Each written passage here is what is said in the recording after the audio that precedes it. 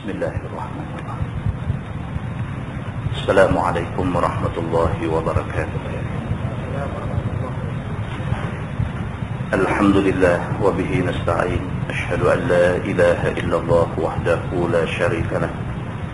Wa ashhadu anna sayyidana Muhammadan abduhu wa rasuluh.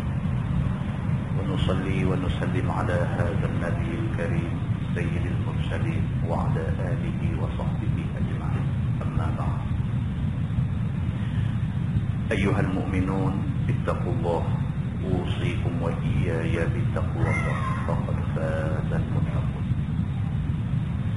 Muslimin dan muslimat, mudah-mudahan dirahmati Allah Subhanahu wa taala. Di dalam sebuah hadis riwayat daripada Abil Munzir Ubay bin Ka'ab radhiyallahu anhu,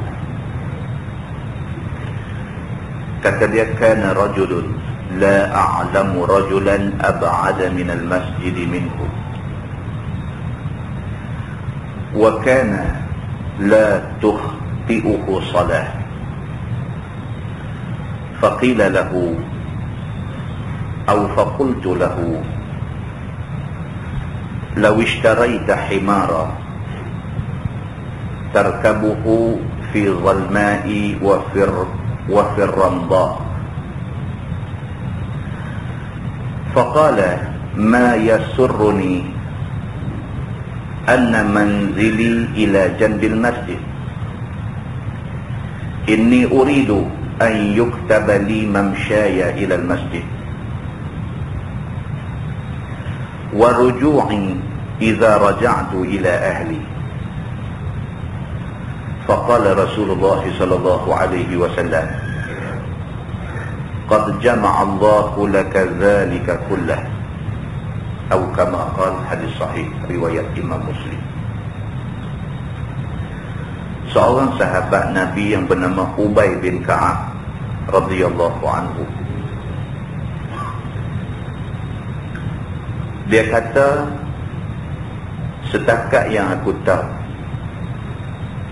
tak ada satu orang pun yang rumah dia lebih jauh daripada orang yang aku nak cerita ni, daripada masjid. Ubay bin Ka'ab kata, aku nak cerita tentang satu orang lelaki. Rumah dia ni dengan masjid cukup jauh. Setahu aku, seingat-ingat aku, tak ada orang yang rumah dia lebih jauh daripada rumah kawan ni dengan masjid. Wa kana la tukhti'uhu salah, dan dia ni hak rumah paling jauh daripada masjid ni, tak pernah miss sembahyang jemaah. Ini Ubay bin Ka'ab nak cerita. Dia kata ada satu orang lelaki, rumah dia paling jauh dengan masjid, dan dia ni hak duduk paling jauh dengan masjid ni, sembahyang jemaah tak pernah miss. Faqila lahu aw faqultu lahu, maka Ubay bin Ka'ab kata dekat dia ni, kata dekat kawan hak rumah jauh daripada masjid ni, dia kata, law ishtaraita himaran tarkabuhu fi dhalma wa fi ramda. Dia kata, alangkah baiknya kalau hang cari himar seekor untuk kamu naik himar ni daripada rumah kamu nak pergi ke masjid. Pasal rumah kamu dengan masjid jauh. Alangkah baiknya kalau kamu boleh ada kenderaan seekor yang kamu boleh naik kenderaan ni fi zalma, pada waktu malam gelap, wa fi ramda, dan pada waktu panas rembang. Kau duk tengok hang ni daripada rumah duk main masjid ni, duk pukul kaki aja, duk berjalan kaki main. Dan hang ni pula satu orang manusia yang tak pernah miss jemaah di masjid. Nak mai daripada rumah nak mai ke masjid ni dengan duk berjalan kaki ni, kalau nak semayang lagi sejam kena keluar pergi dah, pasal tak ada kenderaan. Ubay bin Ka'ab pergi bagi cadangan dekat dia ni. Dia kata, alangkah baiknya kalau hang pergi beli himar seekor buat kenderaan untuk nak mai masjid. Lebih-lebih lagi bila duk balik malam, lepas sembahyang Isya nak balik fi zalma, dalam gelap malam ni, kalau ada kenderaan balik lebih baik. Dan gelak-gelak subuh duk main masjid, kalau ada kenderaan itu lebih baik. Dan pada waktu tengah hari rembang nak berjalan main sembahyang lohong, kalau ada kenderaan cepat sikit, taklah kena terik matahari lama sangat. Alangkah baiknya kalau kamu boleh beli himar sekong sebagai kenderaan untuk memudahkan kamu pergi masjid. Ubay bin Ka'ab kata kat dia ni macam tu. Faqala, maka jawab laki-laki ni, dia kata, ma yasurruni anna manzili ila janbil masjid. Dia kata, aku sebenarnya kalau rumah aku dekat dengan masjid, itu benda yang tak menyeronokkan aku. Maknanya aku lebih suka rumah aku jauh daripada masjid, dan aku lebih suka dengan keadaan aku lah. Rumah aku paling jauh dengan masjid, dan aku tak pernah miss sembahyang jemaah, dan aku duduk pergi masjid ni, aku berjalan kaki pergi. Aku suka dengan keadaan aku lah ni. Inni uridu an yuktaba li mamsyaya ila al-masjid wa ruju'i idza raja'tu ila ahli. Dan aku sangat mengharapkan setiap langkah aku nak langkah pergi ke masjid, dan setiap langkah aku balik daripada masjid ni, aku sangat mengharapkan agar langkah-langkah aku ditulis sebagai kebajikan di sisi Allah Subhanahu wa ta'ala. Bila dia jawab macam tu, faqala Rasulullah sallallahu alaihi wasallam, Nabi sallallahu alaihi wasallam bila diceritakan kepada Nabi tentang benda tu, Nabi pergi kata dekat lelaki ni, Nabi kata, qad jama'allahu laka zalika kullah. Nabi kata, mudah-mudahan Allah Subhanahu wa ta'ala akan bagi semua apa yang kamu hajatkan itu, Allah akan makbul dekat kamu. Nabi kata, qad jama'allahu laka zalika kullah. Sesungguhnya Tuhan dah bagi dah apa yang hang nak. Kalau kamu nak setiap langkah kamu pergi masjid, setiap langkah kamu balik daripada masjid itu ditulis sebagai kebajikan di sisi Allah, qad jama'allahu lak. Tuhan bagi dah kan? Nabi kata. Hadis itu hadis sahih riwayat Imam Muslim. Muslimin dan muslimat yang dirahmati Allah sekalian. Daripada hadis sahih itu dapat kita faham bahawa sahabat Nabi, mereka adalah golongan manusia yang begitu sekali cari pahala kebajikan. Sahabat-sahabat Nabi begitu sekali mereka ni duk cari pahala kebajikan. Bukan tak ada duit, bukan tak mampu nak beli kenderaan untuk nak pergi masjid, tapi dia saja pilih untuk berjalan kaki, kerana dengan berjalan kaki dia dapat lebih pahala. Di dalam sebuah hadis lain riwayat daripada Abi Muhammad Abdullah bin Amr bin Al-As radhiyallahu anhuma, kata dia, qala Rasulullah sallallahu alaihi wasallam, 40 khaslah a'laha manihatul anzi, ma min 'amilin ya'malu bi khaslatin minha raja'a thawabiha wa tasdiqa maw'udiha illa adkhalahu Allahu bihal jannah. Atau kama qala, hadis sahih riwayat Al-Bukhari. Seorang sahabat yang bernama Abdullah bin Amr bin Al-As. Ini sahabat besar. Kalau baca kisah dia pun panjang. Abdullah bin Amr bin Al-As. Abdullah ni pun hebat, pak dia Amr bin Al-As pun hebat. Dia cerita dah banyak kali dah. Amr bin Al-As, pak dia ni gubernur. Sebelum mati dia menjawat jawatan gubernur. Bila dekat nak mati, orang main ziarah dia waktu dia sakit, tak mau tengok muka orang, dia duduk tengok jidar, dia duduk tengok dinding. Sampai anak dia ni Abdullah yang riwayatkan hadis ni, sampai anak kata kat dia, dia kata, ayah, pasal apa ayah ni yang main ni kawan-kawan ayah, pasal apa ayah tak mau tengok muka mereka, ayah marah kat mereka. Dia kata, aku tak ada marah kat siapa-siapa. Dia kata, cuma aku duk teringat balik perjalanan hidup aku. Aku melalui tiga peringkat dalam perjalanan hidup. 3 peringkat. Peringkat pertama, aku benci ke Nabi. Sebelum aku masuk Islam, Nabi Muhammad ni manusia yang aku paling benci. Bencinya aku ke Nabi ni sampai kalaulah masa tu Nabi duk ada depan aku, pasti aku bunuh dia. Dia kata, Allah selamatkan aku tak mati masa tu. Dia kata, kalaulah aku mati masa aku tengah duk benci ke Nabi, aku tak tahu apa nak jadi kat aku. Peringkat hidup yang kedua, dia kata, Nabi ni manusia yang aku paling kasih. Lepas aku masuk Islam, Nabi ni jadi manusia yang aku paling kasih. Sehingga kan pada masa tu dia kata, kalau Nabi tengok aku pasti tak boleh tengok muka Nabi. Hormat aku dekat Nabi ni, kalau Nabi tengok aku pasti tak tengok dia. Kerana terlalu hormat aku dekat Nabi ni. Bahkan kalau sekiranya siapa-siapa minta suruh aku sifatkan rupa Nabi macam mana, aku tak boleh nak sifat. Sebab aku tak berpeluang nak tengok Nabi lebih lama. Kerana aku segan ke Nabi, dia kata.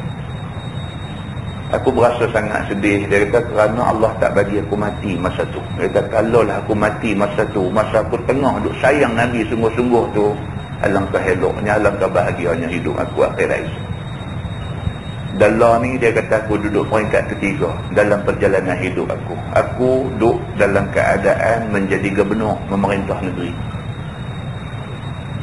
Kalaulah sekiranya Allah matikan aku dalam tempoh ni, aku takut nak menghadap Allah. Dia kata, aku takut nak menghadap Allah, takut kok kalau aku tak tunai hak rakyat yang tertanggung atas bawah aku. Dia kata, aku dalam keadaan sedih. Dia kata.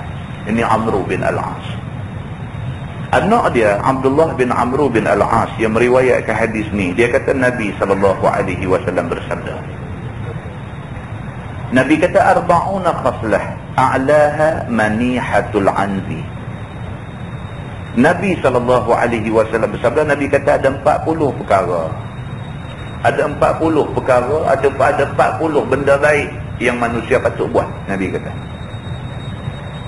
40 khaslah, ada 40 cabang kebaikan. Kebaikan ni ada banyak macam, ada banyak cabang. Nak buat kebaikan ni cukup banyak. Nabi kata, Nabi sebut 40. 40 tidak bermakna 40. 40 makna banyak. Itu maksud dia. Kalau tuan-tuan kita belajar ilmu hadis Nabi ni, dia beritahu kat kita, bila dia sebutkan kita lebih pada 3 tu, bukan makna angka tu, tapi makna dia banyak. Bila Nabi kata 40 khaslah, ada 40 cabang kebaikan, maknanya bukanlah ada 40 saja kebaikan, ada banyak macam kebaikan kita boleh buat dalam dunia ni. A'laha manihatul anzi. Di antara kebaikan itu yang tertinggi sekali ialah kita bagi seekor kambing betina kepada orang untuk orang perah susu dia ambil minum. Tuan-tuan, negeri Arab, tuan-tuan, air payah, minuman payah. Dalam keadaan minuman payah ni, kalau kita ada kambing, dia sebut manihah. Manihah ni manihatul anzi. Anzi tu kambing. Manihatul anzi maksudnya kambing betina yang susu dia cekang, banyak susu. Kita pergi bagi kambing betina hak susu cekang ni, pergi bagi ke orang untuk orang nak perah susu dia ambil minum. Bila habis susu tu dah perah kering, dah habis minum, kita ambil balik kambing tu, kita bagi kambing lain pula yang juga manihatul anzi. Maksudnya apa? Maksudnya kita bagi orang minum air, minum susu. Itu paling baik. Dalam keadaan tempat orang semua mengharapkan minuman, hak orang harap tu kita bagi, itu kebaikan yang paling tinggi. Kalau dalam keadaan orang mengharapkan bantuan duit, kita bagi bantuan duit kat dia, kita buat satu sumbangan yang cukup tinggi. Dalam keadaan orang mengharapkan makan, kerana lapar sungguh-sungguh tak ada makan, kita bagi makan, itu kebaikan paling tinggi. Kita bagi benda yang memang orang tu nak pada masa tu. Maka Nabi SAW kata, kebaikan ni ada banyak macam, dan yang paling tinggi dalam banyak-banyak kebaikan tu ialah kita bagi kepada orang tu manihatul anzi, kambing yang cekang susu dia untuk orang perah susu dan minum, buat minum hari-hari. Nabi kata, ma min amil ya'malu bi khaslatin minha raja'a thawabiha wa tasdiqa maw'udiha illa adkhalahu Allahu bihal jannah. Nabi kata, mana-mana orang yang beramal dengan salah satu daripada amalan-amalan kebaikan itu, dia beramal tu semata-mata mengharapkan pahala dan keredaan Tuhan, semata-mata kerana dia percaya dengan janji Tuhan, illa adkhalahu Allahu bihal jannah, tak ada balasan lain melainkan Allah janji syurga untuk dia.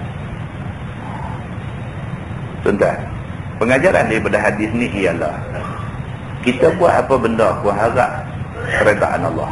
Kita percaya Tuhan janji kebaikan untuk kita, kita percaya. Kita baca ayat Quran, kita baca hadis Nabi, sebahagian daripada kita kadang-kadang tak percaya dengan ayat Quran, dengan hadis Nabi. Sebahagian tak percaya. Kita baca ayat-ayat Quran cerita tentang perang Badar, baca cerita tentang perang Uhud, bagaimana mai bantuan Allah Subhanahu wa taala kepada tentera Islam. Sebahagian daripada kita baca lah, bukan kata tak percaya, tapi tak apa kuat kepercayaan. Bila duk kata Allah hantar malaikat bersaf-saf untuk tolong tentera Islam, turunnya malaikat ini murdifin, dia kata dalam keadaan bersaf-saf untuk tolong tentera Islam. Kita baca betul kan ni, zaman Nabi memanglah Tuhan boleh tolong. Kita duk puasa lagu tu,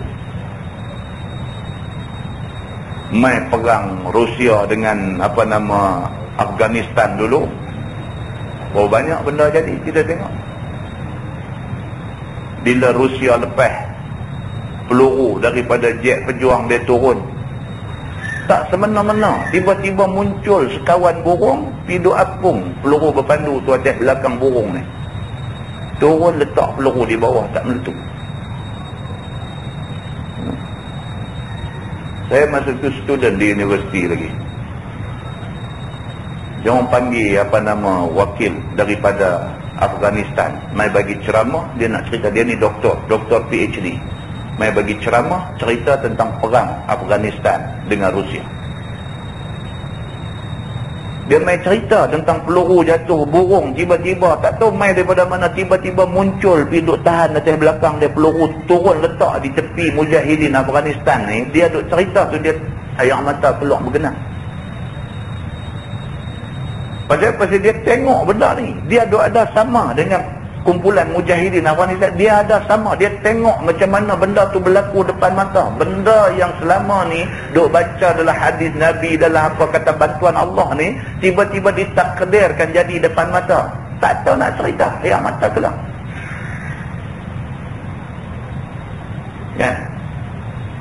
Ada mai cerita Amerika nak pi apa nama Tehran, nak pi selamat tebusan dia di kedutaan Amerika di Tehran masa Jimmy Carter jadi presiden dulu ni.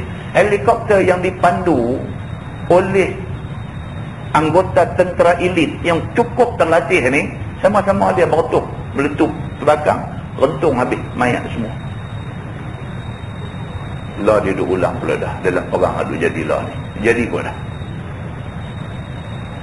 satu fenomena, satu keadaan yang akal waras tak boleh nak hurai. Dia boleh pergi jadi orang kampung di Karbala, boleh tembak kapal terbang meletup. Tak boleh fikir. Padahal kelengkapan yang digunakan oleh Amerika ni semua yang sophisticated, yang cukup canggih, latest punya kapal terbang. Dia bukan hantar kapal terbang Karibo apa.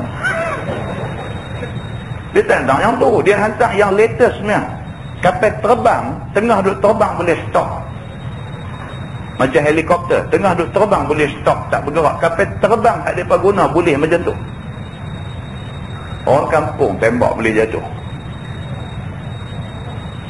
Banyak kalau nak cerita banyak. Lalu keluar berita hari-hari dah lah ni, kita duk baca tengok macam-macam jadi.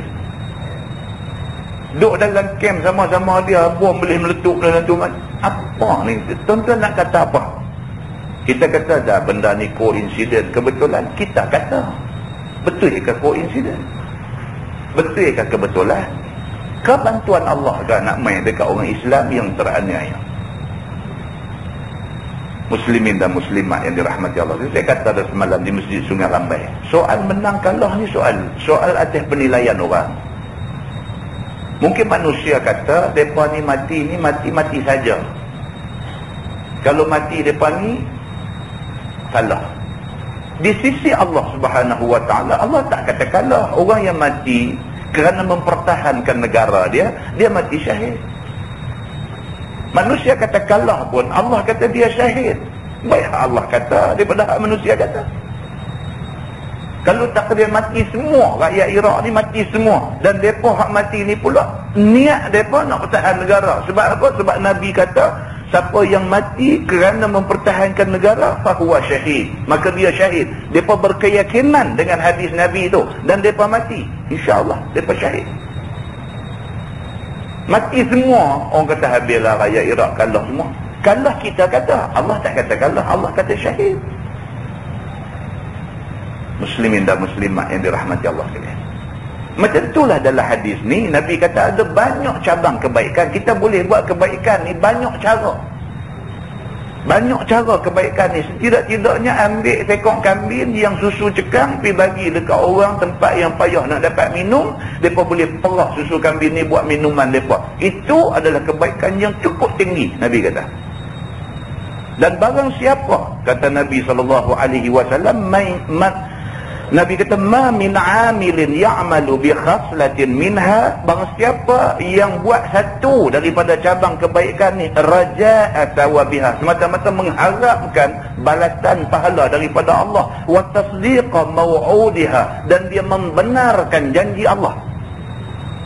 Walaupun benda ni kecil, tapi dia yakin ni, dia buat ni benda baik, Allah kata benda baik akan dibalas baik. Dia yakin dengan janji Allah.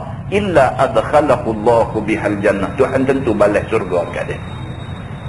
Nabi SAW janji, sudah tentu janji Nabi ni betul. Muslimin dan muslimat yang dirahmati Allah sekalian. Dalam sebuah hadis riwayat Abi Musa radhiyallahu anhu, anin Nabi SAW qala, ala kulli muslim sadaqah. Qala ara'aita in lam yajid? Qala an-nabi sallallahu alaihi wasallam ya'malu bi yadihi fayanfa'u nafsahu wa yatasaddaq. Qala ara'aita in lam yastati'? Qala an-nabi sallallahu alaihi wasallam yu'inu dhal hajah al-malhuf. قال أرأيت إن لم يستطع؟ قال النبي صلى الله عليه وسلم يأمر بالمعروف أو الخير. قال أرأيت إن لم يفعل؟ قال النبي صلى الله عليه وسلم يمسك عن الشر فإنها صدقة. أو كما قال، hadis muttafaqun alaih. Seorang sahabat Nabi yang bernama Abu Musa radhiyallahu anhu, dia kata Nabi SAW bersabda, Nabi kata, ala kulli muslim sadaqah. Orang Islam hari-hari mesti bersedekah. Nama kata orang Islam hari-hari mesti bersedekah. Seorang sahabat bila dengar Nabi kata macam tu, dia kata ke Nabi, dia kata, ara'aita illam yajid? Dia kata, apa pandangan kamu ya Rasulullah kalau sekiranya orang Islam tu tak ada benda nak bagi ke orang? Nabi kata, orang Islam tiap-tiap hari mesti bagi sedekah. Dia kata, ya Rasulullah, bukan semua orang boleh bagi sedekah. Apa kata kalau dia ni tak ada benda nak bagi ke orang? Duit tak ada, nak bagi makanan tak ada, nak bagi apa? Dia orang yang tak ada apa benda. Macam mana dia ni?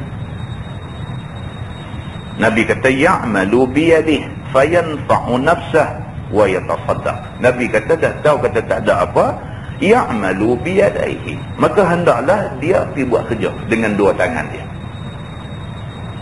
Dia duk tahu kata kita susah, miskin, tak ada apa, pergi cari kerja lah.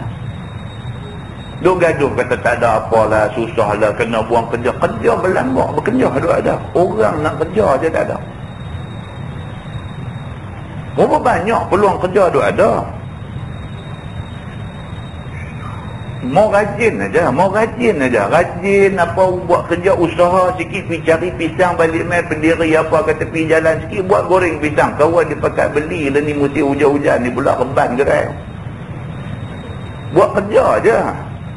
Tuan-tuan, rezeki ni tuan-tuan, rezeki ni orang minta sedekah buat ada rezeki. Apatah lagi orang yang buat kerja. Jangan cakap kata kita ni susah lah ni, miskin, duit tak ada nak belanja. Jangan cakap macam tu. Orang minta sedekah pun dapat rezeki. Ni ke pula kita buat kerja. Takkan Allah tak bagi rezeki. Burung tu bukan ada pejabat pun. Pagi-pagi keluar semua rayuh, balik semua kenyang. Burung pagi-pagi kita bagi semalam subuh sembunyi tu, terbang. Dia bukan ada ofis nak pergi kerja, dia bukan ada tempat tujuan tu, dia terbang lagu tu je, tapi balik ke sarang dia petang sekali lagi temolok cekang. Rezeki Tuhan taruh dah abang dia. Bila sahabat ni Nabi kata ala kulli muslim sadaqah, setiap orang Islam tiap-tiap hari mesti biasakan diri dia bersedekah.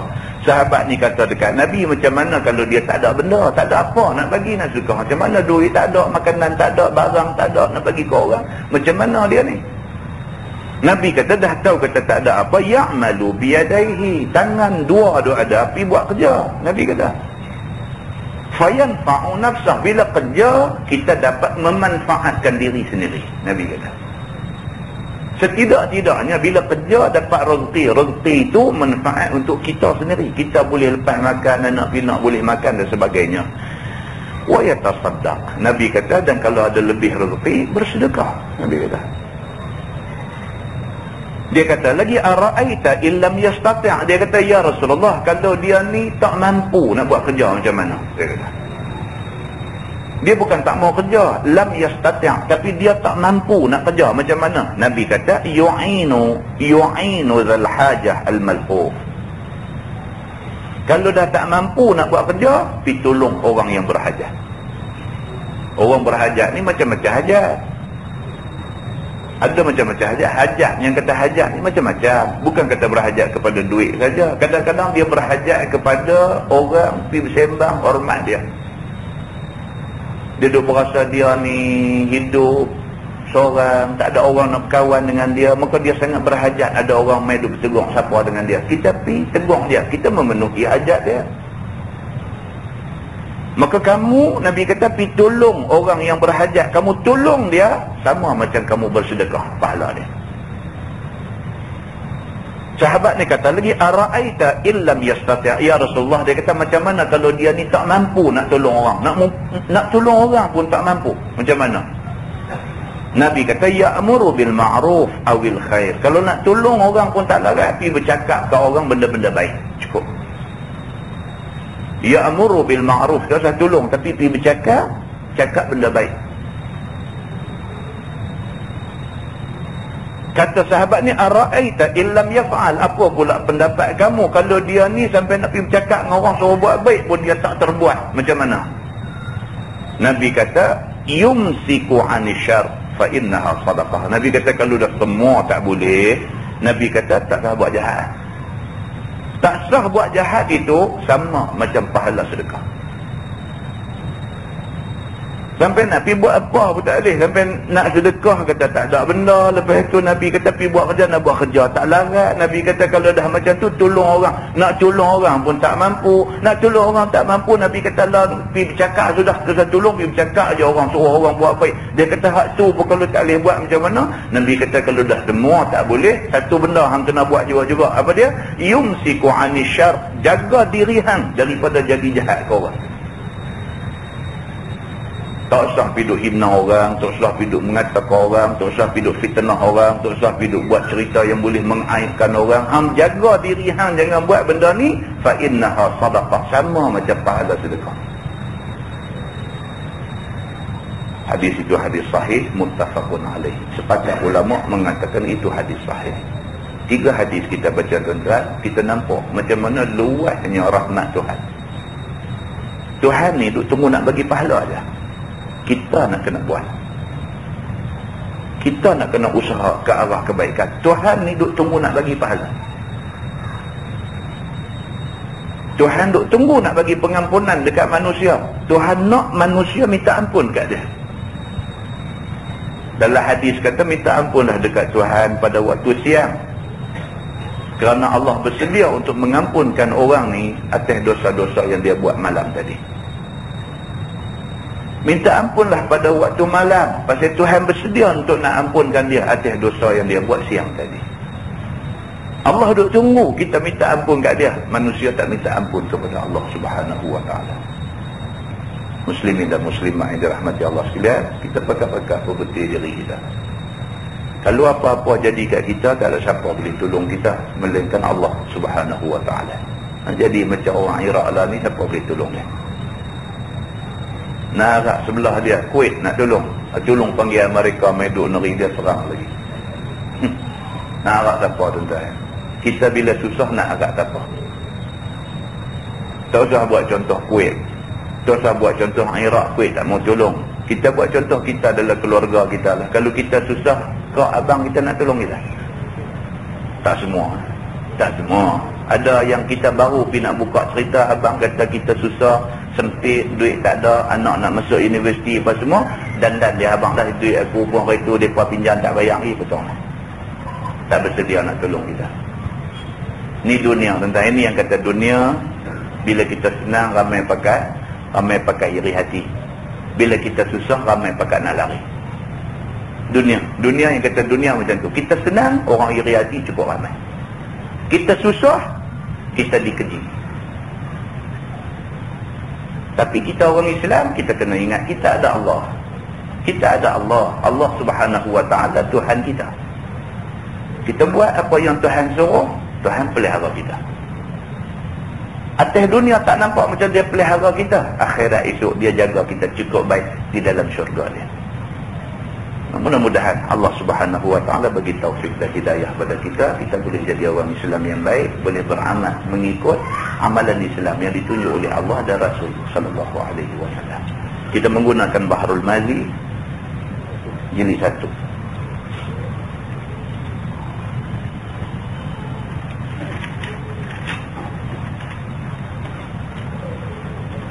Muka surat 178. Muka surat 178. Bab fil mustahabah. Itu bab pada menyatakan perempuan yang keluar darah yang berkekalan. Ini kita dah sebut dah bulan 4. Orang perempuan dia datang haid. Dia datang haid biasanya 6 hari 7 hari saja. Tengok-tengok kali ini dah sampai 7 hari tak stop lagi. Dia pergi 8 hari, dia pergi 9 hari, dia pergi 10 hari, dia pergi sampai 20 hari. Dia tak boleh nak berhenti. Ini tajuk dia. Ketahuilah saudaraku, bahawasanya haid itu ialah mengalir keluar darah perempuan di dalam waktu-waktu yang maklum. Yang kata haid, maklum. Kalau dia duk kena haid awal bulan dan dia duk kena 5 hari, 6 hari, maka itulah dia punya pusingan dia. Tiap-tiap awal bulan, 5 hari, 6 hari, itu masa haid dia. Maka dengan kerana tu, haid itu dia datang pada waktu yang maklum, waktu yang tertentu. Dia kata melepaskan dia keluar itu oleh bekas anak, yakni rahim, kemudian daripada balignya. Orang perempuan yang sudah baligh, yang sudah sampai umur, dia akan kena haid. Dan haid ini punca keluar dia daripada rahim, tempat anak duk kandung. Bila dia mengandung, rahim itu tempat kandung anak. Daripada situlah keluar darah ni. Dan darah ni dinamakan darah haid. Dan istihadah itu ialah hanyut darah daripada faraj perempuan di dalam bukan waktunya. Manakala istihadah pula, darah hanyut ni maksudnya tak berhenti. Dia duk berdarah tak berhenti. Sampai waktu yang tidak sepatutnya haid, darah duk main lagi. Bila jadi macam tu, itu istihadah dia bagi. Dan keluarnya itu daripada satu urat yang terbuka, yang urat itu tidak terkatuk-katuk. Bernama urat itu dalam bahasa Arabnya al-azil, dia kata. Dan darah istihadah ni dia bukan main daripada rahim seperti mana darah haid. Dia main daripada satu urat lain, yang urat itu bermasalah. Bersalahan darah haid, dia kata. Darah haid main daripada punca rahim. Darah istihadah bukan daripada punca rahim. Dia punca daripada satu urat yang bermasalah. Kata segala ulama, ialah keluar daripada hujung rahim. Ada sebahagian ulama kata lagu tu. Maka jikalau keluar darah itu lebih daripada adat, ataupun keluar dia bukan pada waktu sepatut keluar dia, ataupun mengalir dia dengan bersemedangan. Dia main dah bahasa ni. Semedang. Maksudnya apa? Semedang. Dia duk main tak berhenti. Itu maksud dia. Semedang. Maksudnya sentiasa duk main. Tak berhenti. Maka hukumnya bolehlah perempuan yang kena demikian itu memperbuat demikian ini apabila hendak sembahyang. Dia kata akan dijelaskan tak lagi apa patut orang perempuan buat bila dia jadi macam tu. Dah 10 tahun dah dia duk main haid ni, dah 10 tahun dah. Memang 10 tahun dah memang haid ni duk main ikut jadual dia. Dan dia pun duk kena haid tempoh dia antara 5 hari 7 hari. Macam tu ya. Dah 10 tahun dah macam tu. Tahu-tahu lepas 10 tahun dia main macam ni. Main-main sekali itu dia tak mau nak berhenti. Dah 7 hari dah tak habis. 8 hari, 10 hari, 15 hari, 25 hari dia nak tarik sebulan. Begitu. Baik, misalnya adatnya keluar 6 hari. Tiba-tiba lebih dia.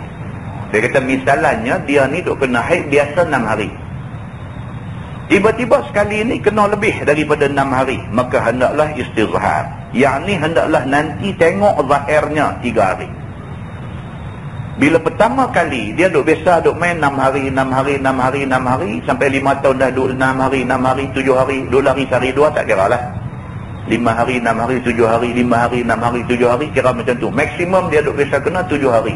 Tiba-tiba sekali itu dia main-main. Dia lajak dah 7 hari dah nampak tak mau nak berhenti. Duk main 10 hari dia nampak tak. Dia kata hendaklah apa? Yang pertama sekali nanti tengok 3 hari. Daripada 6 hari tambah 3 hari. Dah 9 hari. Kemudian tiada juga berhenti keluar dia. Dah 9 hari dah. Darah tak mau stop juga. Maka hendaklah istizhar lagi 3 hari. Tunggu lagi 3 hari. Tengok macam mana. Dia kata sehingga sampailah tengok itu 15 hari. Maksimum haid 15 hari. Jika keluar juga ia, maka tiada lagi boleh berhenti daripada semayang. Kalau dah sampai 15 hari darah duk main juga, kena semayang. Bahkan sembahyanglah kemudian daripada itu dengan memperbuat sebagaimana dalam masalah yang akan disebutkan lagi. Dia akan beritahu kat kita lagi macam mana nak selesaikan masalah tu. Mula dia cerita tu dulu. Duk biasa haid 5 hari, 6 hari atau 7 hari. 5 hari, 6 hari atau 7 hari. Main-main sekali tu dah sampai 7 hari dia duk ada lagi. Sampai 10 hari duk ada lagi. Tunggu tengok 3 hari, tunggu tengok 3 hari, maksimum sampai setakat 15 hari. Kalau 15 hari, hari ke-16 ada lagi. Hari ke-16 kena semayang dah. Macam mana cara nak buat, nak semayang? Dia kata sekali lagi dia beritahu. Lah ni nak abang kata hari ke-16 kena semayang. Dulu dia nak abang.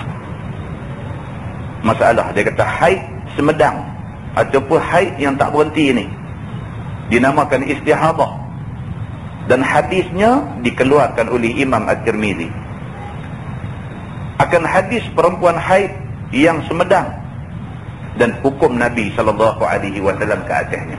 Dia kata ada satu hadis yang dia nak cerita tentang perempuan yang kena haid tak boleh nak berhenti.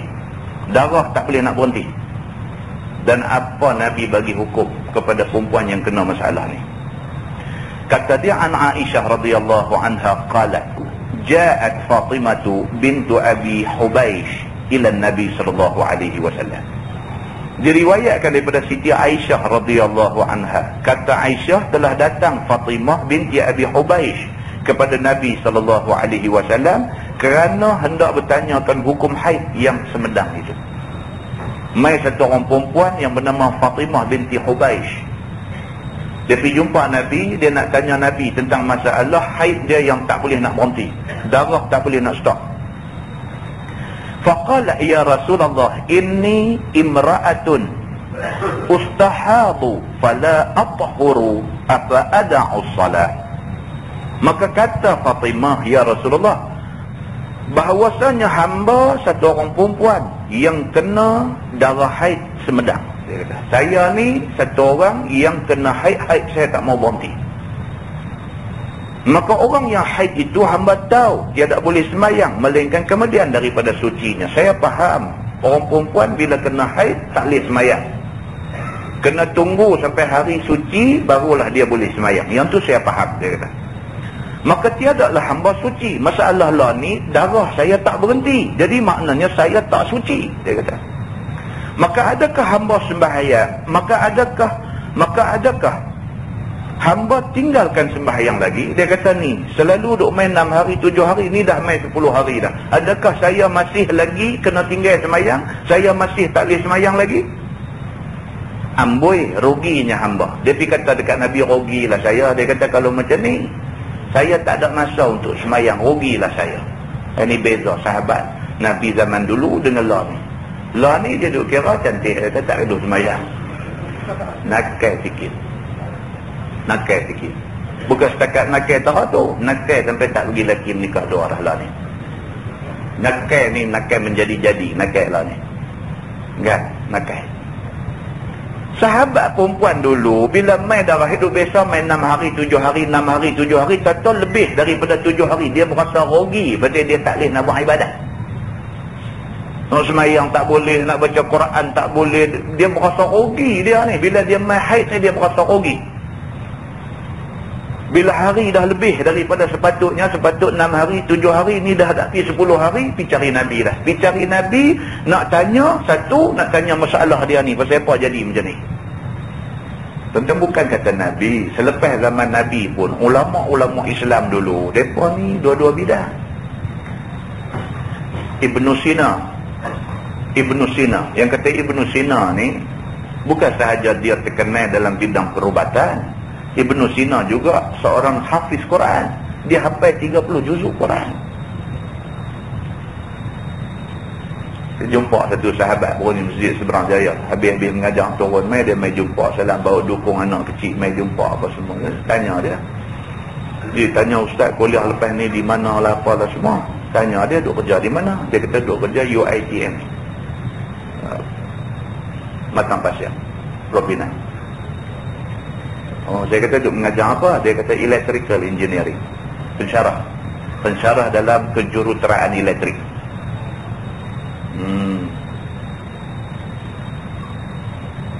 Dia ceritakan saya. Dia kata anak dulu buat BA, buat bachelor, buat ijazah pertama di Jordan dalam bidang bahasa Arab. Dia kata dia dulu ijazah pertama dia bahasa Arab, buat di Jordan. Lah duk mengajar apa ni? Dia kata mengajar electrical engineering. Udah cerdik tuan-tuan. Saya kata habis tu terus pergi buat master dalam electrical engineering. Tak, dia kata lepas dah ada bachelor dalam bahasa Arab, dia pergi buat pula bachelor dalam electrical engineering. Udah makan apa dah? Cerdik gitu. Lepas dah ada bachelor dalam electrical engineering, buat master dalam electrical engineering. Dan lah dia nak buat PhD. Kita boleh bayang. Kita mengaji Arab saja pun mokah terpurung kepala dah punya duk menggapai payah apa main bahasa Arab. Bukan? Dia boleh switch channel dia daripada bahasa Arab tu, dia switch pi pula, bukan switch pi bidang hak ringan-ringan ni, masuk engineering, electrical engineering. Dan bukan setakat switch pi buat bachelor saja, buat first degree saja, dia boleh buat master lagi dalam bidang tu, lah nak buat PhD. Tapi bila kita balik fikir-fikir balik, ulama-ulama dulu macam tu. Ibnu Sina tuan-tuan, pakar dalam bidang perubatan, dan dia specialize di dalam bidang neurology, dalam bidang kaji saraf ni, nerve system. Dia bila dia tak jumpa penyelesaian kepada kajian perubatan dia ni, dia pergi sembahyang sunat. Hafaz Quran 30 juzuk. Ulama dulu macam tu. Ulama dulu macam tu. Duk mai zaman kemudian ni kita duk tawang. Lah ni kalau pergi mengaji agama, ambil syariah, Usuluddin tak pandai. Kalau pergi ambil syariah, kalau nak tanya apa hukum hakam dekat dia tentang usul fiqh, tentang apa qawaid fiqhiyah apa semua pandai. Tapi tanya dia tentang tauhid, tentang jenis Usuluddin punya cerita ni tentang hadis. Orang tahu ustaz nak tanya apa beza dia antara hadis hasan dengan hadis maudhu'. Dia mula ada buat lenguh. Dia tak mengaji benda tu, dia mengaji syariah saja. Tapi lulusan agama lah, tapi tawak. Ilmu tak kemas. Hak mengaji Usuluddin pula, cakap sedaplah kalau baca tafsir Quran ni, dia punya kupasan dia sampai kita dengar ni kagum, sehabis-habis kagum. Dia boleh cerita kaedah tafsir ni satu-satu terang pula, cukup hebat. Pergi tanya dia soalan fiqh, tanya dia ustaz ni nak tanya masalah haid orang perempuan ni, dia muka dia pucat lah. Nak tanya ni masalah haid orang perempuan ni, saya nak tanya, tu ada satu orang tanya saya, dia duk biasa main haid 6 hari, 7 hari apa semua. Ni lah dia duduk lajak sampai 12-13 hari ni, dah lajak sampai 20 hari. Macam mana ustaz dia nak kena semayang juga apa macam mana ke? Lemah tekuk pula dia pun. Pasal dia kuih duduk lama, kuih duduk tawak. Kuih duduk tawak. Satu, pasal sistem pendidikan yang mengasingkan syariah dan usuluddin. Yang kedua, pasal kebejatan akal manusia. Kita ni makin balong. Tak mampu nak kuasai ilmu ni, tak mampu, berasa tak larat dah. Duk terai hafal surah Sajdah ni, duk terai hafal yang mata mampu. Bukan pasal apa, pasal ayat tu mengusik hati apa tak mampu, saya tak boleh ingat. Dia bejat, kita ni dia jadi bejat. Kan, akal jadi bejat. Orang terang-terang gamak payah kita tak mau dengar. Nak ambil hal mudah, nak ambil hal simple aja. Orang lah dia jadi macam tu. Dia tak boleh nak jadi macam orang dulu. Tak boleh nak jadi. Muslimin dan muslimat yang dirahmati Allah sekalian. Pasal apa? Dia ada banyak pasal. Satu pasal makan, yang kedua pasal amal ibadat kita ni sangat kurang. Banyak benda yang menyebabkan kita hidup jadi lebula ni. Sahabat perempuan zaman Nabi ni kerana haid mai lebih daripada masa yang sepatutnya, dia pergi jumpa Nabi. Pergi jumpa Nabi ni dia nak habang dekat Nabi. Satu, nak tanya masalah tu, nak selesai macam mana. Yang kedua, dia nak habang kat Nabi betapa dia rasa rugi sebab dia tak boleh semayang. Maka berilah kiranya petua yang bertambah tahqiq, yang lebih meyakinkan aku. Dia kata dekat Nabi, ya Rasulullah, bagi satu jawapan yang boleh meyakinkan dia. Sambung hadis tu dia kata, qala la innama zalika irqun wa laysat bil haidah. Maka sabda Nabi SAW, Nabi kata jangan tinggal semayang apabila keluar darah dengan semedang itu. Hanya sahaja demikian itu, darah yang keluar semedang itu ialah yang keluar daripada aurat yang terbuka, semacam luka yang terbuka yang tiada terkatup, dan bukannya ia haid. Tuan-tuan kita tengok Nabi jawab macam doktor. Nabi ni, Nabi punya jawapan tu macam doktor. Sedangkan masa tu mana ada pembedahan, mana ada x-ray, mana ada scan, mana ada MRI. Macam orang duk buat lah ni. Duk scan tengok dalam perut kita, scan pakai MRI punya sistem, pakai CT scan, apa macam-macam teknologi tu ada lah ni. Kalau dulu x-ray pun hebat dah. Kalau dulu boleh pergi x-ray, nampak tulang angka, nampak tak mana patah, kita berasa hebat dah. Lah x-ray di lambung, pilang parit tak mau. Doktor-doktor lah tak mau x-ray. Kita pergi gambar x-ray, dia tengok sudah x-ray, dia bagi balik. Dia kata pergi buat MRI, dia kata pergi buat CT scan. Pergi tu RM650 kan, diskaun. Selepas diskaun RM650. Dia pergi duduk tu, dia pusing apa tu, pusing. Sana duduk tengok komputer, nampak color pula lagi. Dalam perut ni ada color pula tu, nampak. Saat lagi dia print out, mai keluar gambar penyuruh ni, gambar kat tepi ni, apa semua keluar mai RM650. Bawa balik mai kat doktor pakar pula, doktor pakar tengok pula, dia kata kena operate. Zaman mana ada x-ray, tapi jawapan Nabi macam Nabi ni reti perubatan. Nabi kata kalau kes darah haid tak boleh berhenti, darah tu duk mai juga lagi, itu bukan darah haid. Dia kata pasal apa? Sebab darah haid dia punca daripada rahim. Ni cerita dalam perut ni. Tapi darah tak boleh nak stop, duk mai lagi 15 hari lebih daripada 15 hari duk mai lagi ni. Ini bukan darah haid. Nabi kata ini dia sudah jadi darah istihadah. Yang darah ini terhasil daripada aurat yang terluka. Nabi kata. Nabi bercakap macam Nabi ni seorang doktor. Pasal apa tuan? Pasal Allah kata dah, wa ma yantiqu 'anil hawa in huwa illa wahyun yuha. Nabi Muhammad tak bercakap ikut nafsu, ikut akal dia. Tapi Nabi bercakap berdasarkan wahyu yang Allah bagi ke dia. Jadi wajarkah kita nak kata Islam ni tak relevan, tak sesuai dengan zaman moden? Quran, hadis Nabi sendiri menggambarkan bahawa Islam relevan. Cuma Allah Subhanahu Wa Taala suruh manusia terus mengkaji supaya manusia dapat lebih jelas lagi tentang perkara-perkara pokok yang dibayangkan dalam Quran dan hadis Nabi. Muslimin dan muslimat yang dirahmati Allah sekalian. Ada orang tu kata dah ni perang ada jadi di Iraq ni, tanya ustaz betul ke adalah hadis tersebut dah apa semua? Memang ada, tuan-tuan buka adalah hadis akhir zaman ada sebut tentang benda-benda ni. Hadis akhir zaman. Menjelang akhir zaman akan berlaku perang besar di kawasan Sungai Furat, dia kata. Iraq. Hairak. Pelik tak tuan-tuan? Duk serumpun negeri Arab di Middle East ni, di Timur Tengah ni, bukan Iraq saja. Kuwait ada tepi tu, Qatar pun ada dekat-dekat situ, Mesir pun balik sini sikit je, Saudi pun kembang dia mai balik ni. Rumpun Arab duk ada tang tu. Nabi sebut, Nabi kata menjelang kiamat perang akan berlaku di sekitar Sungai Furat. Nabi di spot tang Sungai Furat. Sungai Furat duk ada dalam Iraq. So, Nabi tak sebut sungai Sungai Dua ke. Lihat. Sebut biarlah. Sungai Ulang ke. Banyak sungai tu ada kalau nak sebut. Nabi sebut Sungai Furat. Nabi spot tempat jadi di situ. Dia jadi ni macam mana hak Nabi sebut.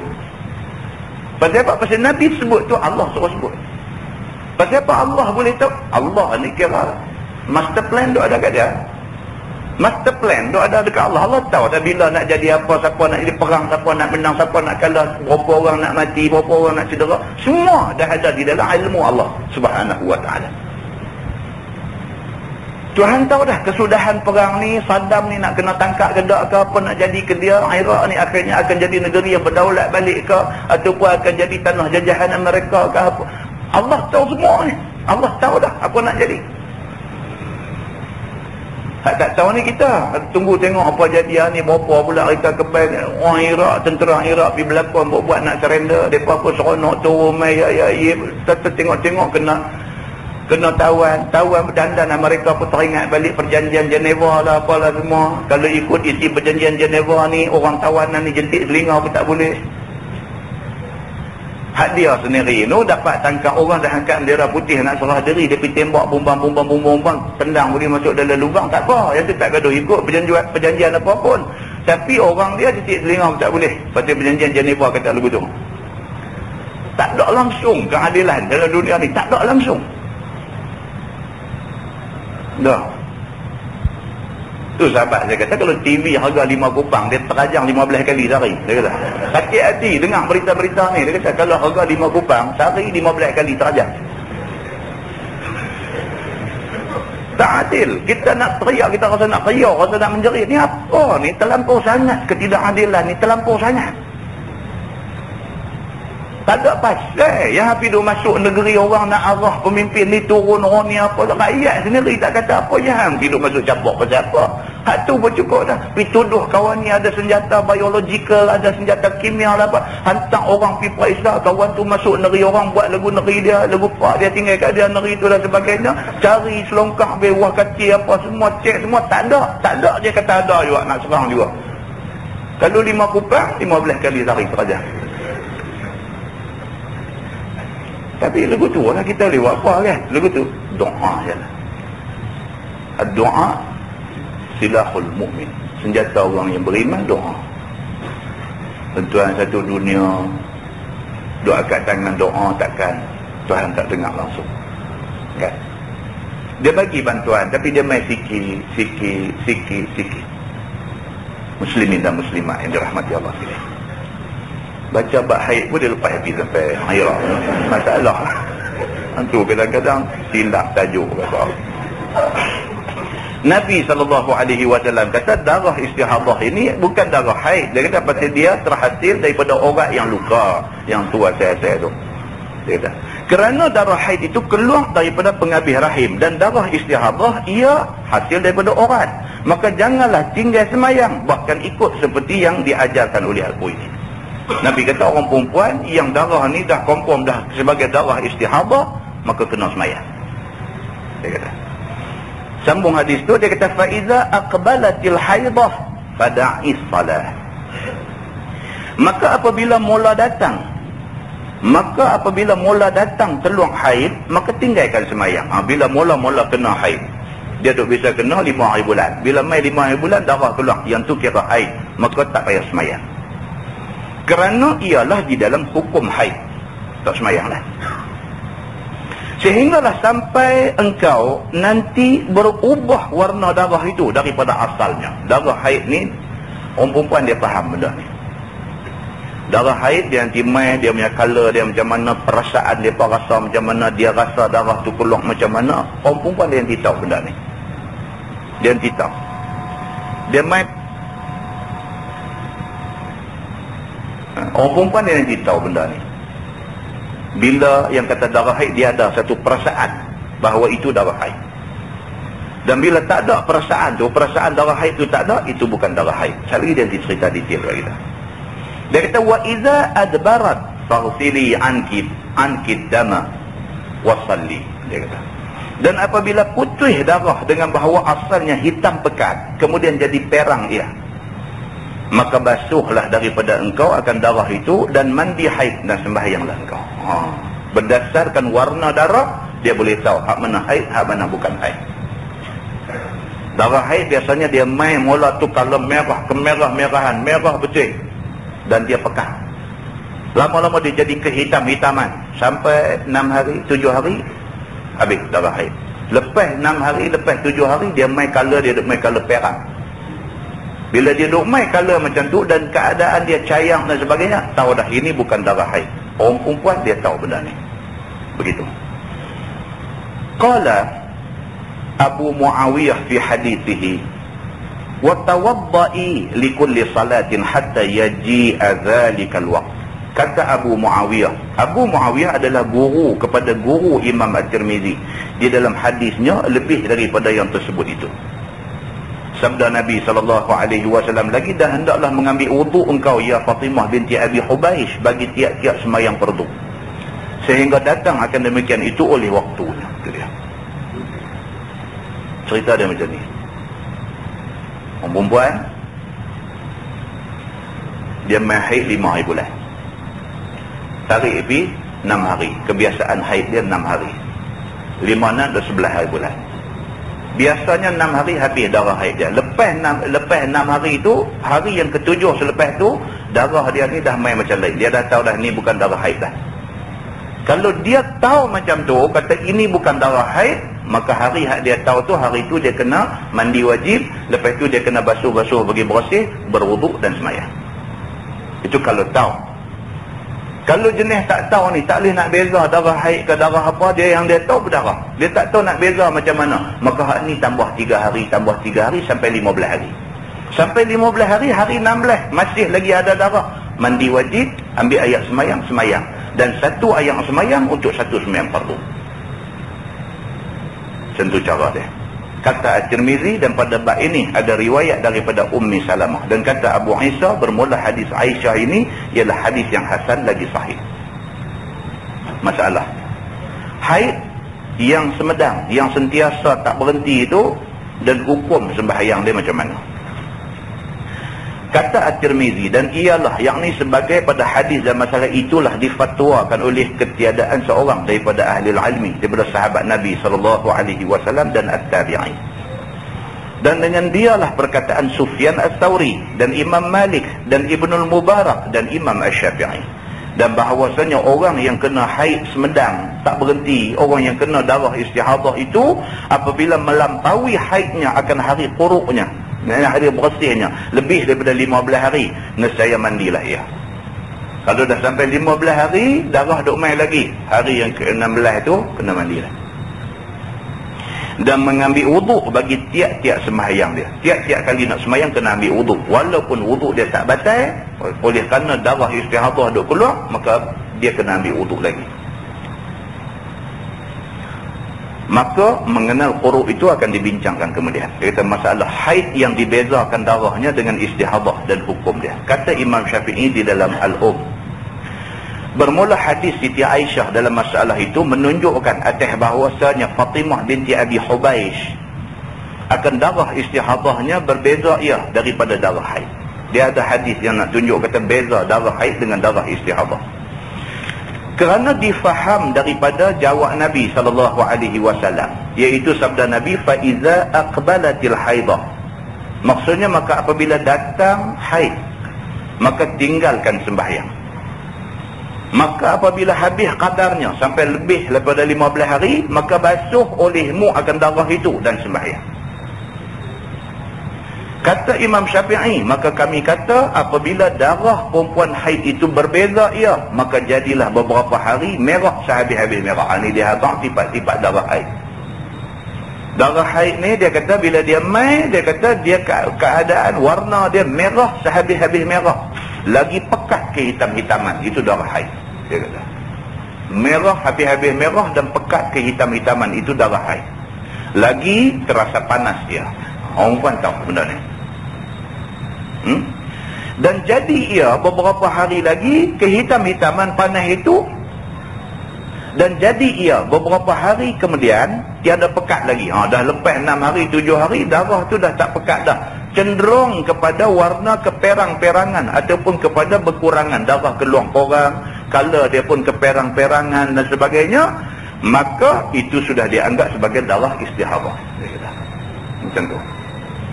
Maka hari darah yang likat lagi kehitam-hitaman lagi panas itu darah haid, dia kata. Dan hari darah tiada likat, maka itu ialah darah istihadah. Itu satu cara nak kenal yang paling mudah. Macam tu cara dia. Tuan-tuan, kadang-kadang kita tak jadi macam ni. Mak-mak ni dia tak jadi macam ni. Anak-anak ni hak baru cukup umur apa semua dia duk main kelang kabut. Sementara dia nak dapat tiun elok tu dia duk main kelang kabut. Bila mak tak faham tentang hukum ni, ini fardu ain. Bila mak tak faham, bila anak duk main tanya, dia tak terang dekat anak dia, dia pergi kata kat anak dia, hang saja tak usah sembahyang pun. Ini salah. Dari segi pendidikan salah. Budak tu menghadapi masalah itu masalah yang terlalu sulit, masalah yang confidential, yang terlalu peribadi. Dia nak tanya siapa? Dia tanya kawan dia, sama-sama tak tahu. Dia nak tanya ustazah sekolah dia, tak tahu ustazah tu cengeng tanya apa ke, tak wani nak tanya. Hak dia boleh tanya, dia nampak boleh tanya sikit dan berpengalaman ni, dia nampak mak dia lah. Bila tanya mak dia, itu macam yang marah pula. Tak terang, marah. Hang saja tak orang semayang pun. Apa ni? Mak tak pernah jadi lagu tu pun. Tak boleh lah. Benda ni dia boleh jadi. Dia ada banyak faktor. Faktor makan, dia suka makan benda-benda yang pedas ke apa ke semua pun boleh jadi. Tak menentu darah dia. Dan faktor tekanan, emosi, stres dan sebagainya pun boleh jadi ganggu sistem darah keluar dan sebagainya. Benda ni macam-macam benda boleh jadi. Bila dia menghadapi masalah tu, dia nak minta mak dia jadi kawan dia, tolong terang dekat dia. Dia nak memasuki alam remaja ni, dia jumpa benda macam ni, mak pula tak faham benda ni, pergi jogah marah dia. Rosak pula tu. Punca dia kita tak reti. Akhirnya anak kita pergi letak dalam keadaan rosak dia. Itu. Masalah haid dan istihadah dan mandinya, kata Imam Syafi'i, dan tiada disebutkan pada hadis Aisyah yang di dalam masalah itu akan mandi pada waktu berpaling haid, dan menyebut dia akan basuh darah. Maka telah kami ambil hukum mengisbatkan mandi itu daripada Quran. Firman Allah, a'udzubillahi minasyaitanirrajim, wa yas'alunaka 'anil mahid qul huwa adha. Maksudnya, dan bertanya akan dikau mereka itu daripada haid. Orang tanya Nabi tentang haid. Katakanlah olehmu wahai Muhammad, ialah busuk lagi diluati. Darah haid ni busuk dan orang tak suka. Lagi menyakiti ia akan orang yang menghampirinya kerana busuknya dan kerana najisnya. Dan kadang-kadang orang tak suka orang yang datang haid ni bau dan sebagainya. Itu ayatnya. Kata Imam Syafi'i, maka dikata orang wallahu ta'ala a'lam, maksudnya bersuci perempuan-perempuan itu daripada haid. Maka apabila bersuci mereka itu, tetaplah ia dengan air. Kemudian adalah daripada sunnah Nabi SAW, barang yang dinyatakan oleh Nabi SAW bahwasanya suci dengan air itu ialah mandi. Okey tadi. Dia duduk biasa main haid 6 hari. Kalau kata dia duduk kena haid 1 hari bulan, biasanya 6 hari bulan habis, 7 hari bulan dia duduk semayang dah. Tapi kali ni dah sampai 7 hari bulan tak stop lagi. Kalau sekiranya dia boleh kesan dari segi ciri-ciri yang dia sebut tadi, warna darah, keadaan darah macam mana, rasa panas tak panas apa semua, dia boleh kesan dan dia boleh beza. Ni bukan darah haid dah. Okey, pada hari dia boleh kesan beza tu, pada hari tu darah tu sudah dianggap istihadah. Dia kena pergi mandi dan dia kena ambil ayat semayang dan semayang. Bagi kes orang yang tak boleh kesan, dia tak erti, dia tak tahu nak beza darah haid dengan darah istihadah, dia tak boleh nak beza. Selalu duk main 6 hari. Habis-habis lama 7 hari. Ni dah 10 hari dah, tak boleh stop lagi. Dan dia pula tak erti nak beza di antara dua darah ni darah apa. Bagi kes ni, dia tunggu 3 hari. Tunggu, tengok tak berhenti lagi, tunggu 3 hari. Tengok tak berhenti lagi sampai 15 hari. Sampai 15 hari tak berhenti lagi, dia kena mandi dan dia kena ambil semayang, dia kena semayang. Itu cara dia. Masalah haid yang semedang, yang tak berhenti dan wuduk semayangnya. Kata Imam Syafi'i, dan tiadalah hati orang yang mustahadah, orang yang kena darah istihadah itu wajib, melainkan mandi yang dihukumkan dia suci daripada haid dengan sunnah Nabi. Dan wajib atasnya mengambil air semayang bagi tiap-tiap semayang fardu. Itu dia. Dia ambil sekali air semayang untuk satu semayang fardu dan beberapa sembahyang sunat. Hukum dia sama macam kes orang lelaki-lelaki kena penyakit sulusul baul, dia panggil kencing tak boleh nak stop. Ada orang lelaki-lelaki pula dia duk main penyakit kencing tak boleh nak, punya doa om dalam jamban sampai orang lari. Dia nak bagi dalam bahasa hadis ni dia kata istibrak. Istibrak ni maksudnya bebas. Dia nak membebaskan dia daripada air kencing yang keluar ni. Jadi nak bebaskan ni macam-macam cara. Ada je guna cara pegang dengan tangan, nak bagi tuj air kencing tu. Ada dengan cara duk tak puas hati lagi, duk berasa tak clear lagi, lagi. Kawan duk keluar ni ketahuan lah dia ni. Dia nak istibrak. Pasal apa dia jadi macam tu? 2 pasal. Yang pertama, pasal dia tak yakin air kencing tu boleh stop. Yang kedua, pasal dia takut. Dia ada biasa jumpa hadis Nabi jalan-jalan di kubur manakah, Nabi berhenti. Kemudian Nabi kata kat sahabat-sahabat, Nabi kata penghuni kubur ni tengah duk kena azab Tuhan, Nabi kata. Lepas tu Nabi ambil pelepah tamar, Nabi koyak 2, Nabi pecah dekat kubur tu. Nabi kata mudah-mudahan selama pelepah tamar ni duk basah, diringankan azab bagi penghuni kubur ni. Kemudian Nabi kata pula, Nabi kata hampa tahu tak apa pasal penghuni kubur ni duk kena dera dengan Tuhan dalam kubur ni? Kamu tahu tak pasal apa? Nabi kata di antara sebabnya ialah dia bila buang air dia tak istimrar. Dia tak bersih betul-betul daripada najis. Dah buang air basuh lebih-lebih kurang je. Dia main semayang, tengah duk semayang air kencing duk keluar lagi. Jenis orang macam ni. Dia tidak istimrar. Yang kedua, pasal apa? Pasal dia ni suka mengungkit-ungkit kebaikan yang dia buat. Dia ada bisa buat baik, tolong siapa kan, duk sebut tu lah sampai bila-bila. Dan yang ketiga, Nabi kata pasal an-namimah. Pasal dia suka duk pelaga orang. Naik kat kau ni abang bagi marah kau tu, pergi untuk abang bagi marah kau ni, kerja dia duk pelaga orang. Maka kerana itu dia diazab dalam kubur. Dan azab ni berlanjutan sehingga tibanya hari kiamat. Jadi dia bila dengar hadis ni, dia jadi takut. Dia jadi takut. Bila takut ni jadi dia pergi buang air, dia punya doa dalam bilik air tu nak bagi istibrak supaya dia tak kena benda ni. Tapi malangnya dia ni jenis orang yang sulusul baul, jenis orang yang kencing tak tuj, kencing tak. Dia sebut mudallas. Orang yang kencing tak boleh nak clear. Bagi kes yang macam ni, dalam syarak dia bagi juga jalan keluar kepada orang yang kena penyakit ni. Cara dia macam mana? Macam orang perempuan yang kena istihadah juga. Sama. Bila dia nak semayang, dia kena pergi pancung, basuh-basuh apa semua bagi bersih tempat. Kalau pakaian dia ada kena air kencing semua basuh bagi bersih. Tu macam punya balut serban buh di situ. Lepas tu ambil air semayang. Lepas ambil air semayang, semayang. Satu air semayang untuk satu semayang fardu dan beberapa sembahyang sunat. Saat lagi nak masuk waktu sembahyang lain pula, dia rongkai serban tu, basuh bagi elok, satu serban lain pula bubuh. Baru ambil ayat sembahyang, pergi sembahyang pula fardu yang lain. Itu penyelesaian bagi orang yang kena masalah ayat kencing tak boleh stop. Macam itulah juga penyelesaian kepada orang perempuan yang kena istihadah. Tiap-tiap kali nak semayang, dia kena pergi, kena cuci bagi bersih apa semua, bubuh balut bagi elok-elok, ambil ayat semayang fardu satu untuk beberapa semayang sunat. Dia nak semayang zuhur, dia boleh start dengan qabliyah zuhur, lepas itu semayang fardu zuhur satu, kemudian habis tak lagi, semayang ba'diyah zuhur pula. Asal tadi kena kena buat lain pula, pergi basuh, bagi bersih balik apa semua, ambil ayat sembahyang untuk asar pula. Macam tu penyelesaian dia kata. Maka mengambil ayat sembahyang bagi tiap-tiap sembahyang fardunya. Kerana qiyas atas sunnah, yakni atas hadis yang suruh ambil ayat sembahyang dengan sebab keluar sesuatu daripada dubur ataupun daripada faraj, daripada barang yang ada baginya bekas, dia kata. Qiyas kepada situ.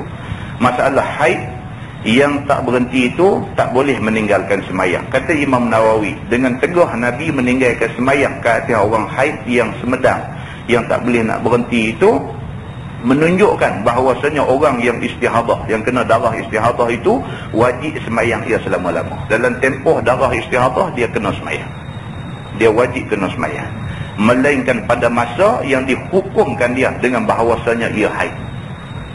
Dia kena tahu bila.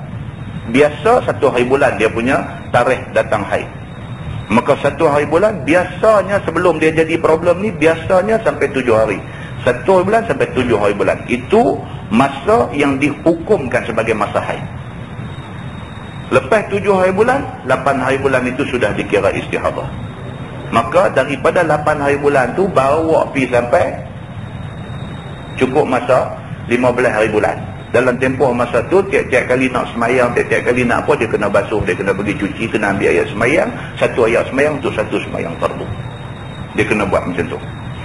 Baik, masalah bertanya perempuan akan masalah dengan sendirinya. Ini pula perbahasan sampingan. Dia kata orang perempuan boleh tak boleh nak pergi tanya satu ustaz.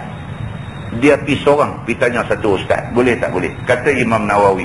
Dan pada hadis Aisyah tadi menunjukkan harus bertanya dan harus minta fatwa bagi seseorang yang jatuh masalah baginya, yang ada masalah. Orang perempuan yang ada masalah boleh pergi tanya ustaz. Begitu. Dan harus meminta fatwa perempuan dengan dirinya sendiri dan bersemulut dengan laki-laki yang dihadapannya, yang dihadapkan pertanyaan kepadanya pada barang yang ta'aluk ia dengan bersuci dan segala hadas perempuan. Dan orang perempuan boleh bertanya satu ustaz yang laki-laki. Ada tak ustaz yang perempuan? Ustazah yang perempuan. Kan? Sebaik-baiknya orang perempuan, masalah perempuan bertanya ustazah. Itu yang sebaik-baiknya. Tapi kalau dia dah tanya 3 ustazah, 5 ustazah dah tanya, semua dua abang kata pergi tanya ustaz. Ada je ustazah macam tu pun lah. Main tanya masalah yang berkaitan dengan perempuan, pergi tanya kat dia. Patut dia lah selesai masalah tu. Pasal itu masalah orang perempuan, dan tanya dia ustazah. Dia pula suruh pergi tanya ustaz pula. Bila dah main macam tu, adakah perempuan yang bermasalah ni boleh pergi tanya ustaz? Dalam ni dia kata apa? Harus. Dengan tujuan nak minta fatwa. Dia kata maksudnya minta jawapan kepada masalah dia. Dan harus mendengar suara perempuan pada waktu yang hajat itu. Pada waktu itu tidak jadi satu masalah. Waktu itu dia pergi waktu berhajat kepada penjelasan hukum. Wallahu a'lam. Lepas ni kita masuk bab ma jaa anna al-mustahadah tatawaddau li kulli salah. Tajuk yang kita sebut kat sini iaitu orang yang datang darah istihadah itu dia kena berwuduk tiap-tiap kali nak sembahyang. Ni tajuk sepan ni. Dia panjang tuan-tuan, saya tidak berhajat untuk nak baca panjang-panjang ni. Saya akan petik benda yang dirasakan berkaitan secara langsung dia. Tajuk ni dia boleh pergi sampai berapa belas muka surat. Saya takut kuliah pertama ni faham, lepas ni jadi tak faham balik. Kan, pasal dia saat lagi dia nanti bawa main perbahasan mazhab tentang benda ni. Imam Syafi'i kata lagu ni, Imam Hanafi kata lagu ni, Imam Hanbali kata lagu ni, dah kita jadi kosong habis semua. Saya akan petik ambil keputusan yang diputuskan oleh Imam Syafi'i saja. Kita ambil apa penting. Dan kita akan jumpa satu benda terkejut. Yang orang perempuan bila jumpa benda ni, Allah, dia kata lagu ni pula cara jenuh kita, dia kata. Dia akan jumpa satu benda terkejut bagi kes orang perempuan yang kena istihadah ni. Dia akan jumpa satu benda terkejut yang dia selama ni tak tahu kata kena buat macam tu. Kan, lepas tu Allah, dia kata lagu ni kau jenuh lah. Dia duk kira balik daripada umur dia akil balik berapa tahun lah, umur dia berapa kali dah dia duk kena masalah istihadah ni, dan penyelesaian yang dia buat sebelum ni tak betul. Macam mana dia nak kena buat balik? Kalau dalam mazhab Syafi'i, Imam Syafi'i dia kata kena qada balik sembahyang hak tinggal. Kalau sekali datang haid kena qada 14 hari. Pasal tempoh maksimum 15. Haid dianggap 1 hari saja. Hari kedua sampai hari 14 itu dia duk tak semayang tu dianggap sebagai hutang, nak kena qada. Dia mesti pergi kata lugu tu, dia celarut. Dia duduk jumlah balik tu, dia kata jenuh aku.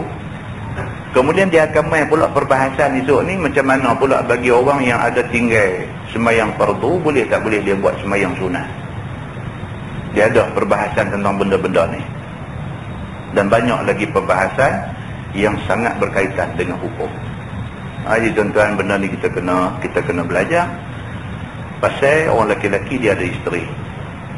Orang lelaki-lelaki dia ada isteri. Isteri mesti faham tentang benda ni. Kan takut saja aja kita ni hidup berdosa. Saja aja hidup berdosa. Mekah pergi dah umrah ni sampai selang setahun duk pergi umrah dan sebagainya. Tengok-tengok hak semayang ni pergi jadi campur. Ada juga orang jadi macam tu. Jadi jangan sampai kita jadi tersilap di dalam nak melakukan ibadah ni. Biar kita jelas tentang cara nak buat ibadah. Nah, wallahu a'lam. Lepas ni kita akan sambung tajuk yang kita sebut tadi. Wallahu a'lam.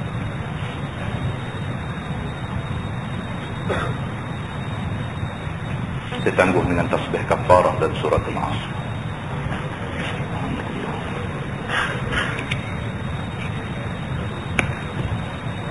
Bismillahirrahmanirrahim. Al-Asr innal insana